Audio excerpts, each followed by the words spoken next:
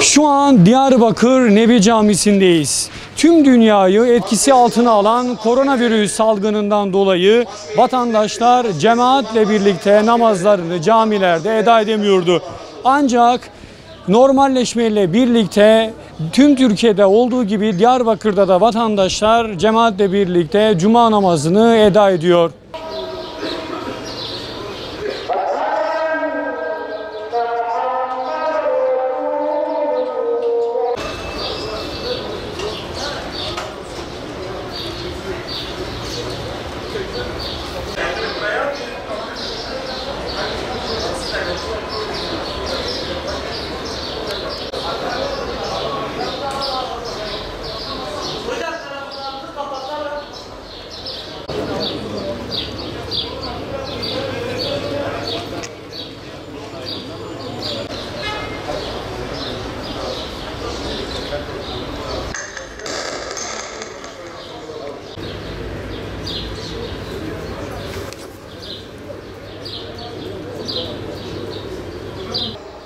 أعوذ بالله من الشيطان الرجيم بسم الله الرحمن الرحيم إن الذين قالوا ربنا الله ثم استقاموا فلا خوف عليهم ولا هم يحزنون صدق الله العظيم وقال النبي صلى الله عليه وسلم قل آمنت بالله ثم استقم صدق رسول الله فيما قال أو كما قال. Muhterem Müslümanlar, bir sahabi Peygamber Efendimiz sallallahu aleyhi ve sellemin yanına gelerek ona şöyle dedi: Ey Allah'ın Resulü, bana İslam ile ilgili öyle bir nasihat ver ki bu konuda başka kimseye soru sorma ihtiyacım kalmasın. Bunun üzerine sevgili Peygamberimiz sallallahu aleyhi ve sellem şöyle buyurdu: Allah'a inandım de, sonra da dosdoğru ol. Aziz müminler, insanın yaratılış gayesi kulluktur. En önemli vazifesi ise Allah'ın varlığına ve birliğine inanmak, sonra da bu imanın gereği olarak dosdoğru yaşamaktır. Zira iman gönüllere işleyince duygulara, düşüncelere ve davranışlara yansır. Kişiyi hak ve hakikate, dürüstlük ve istikamete yöneltir. İşte o zaman mümin huzurlu ve onurlu bir hayat yaşar. Her iki dünyada da sıkıntı ve kederden emin olur.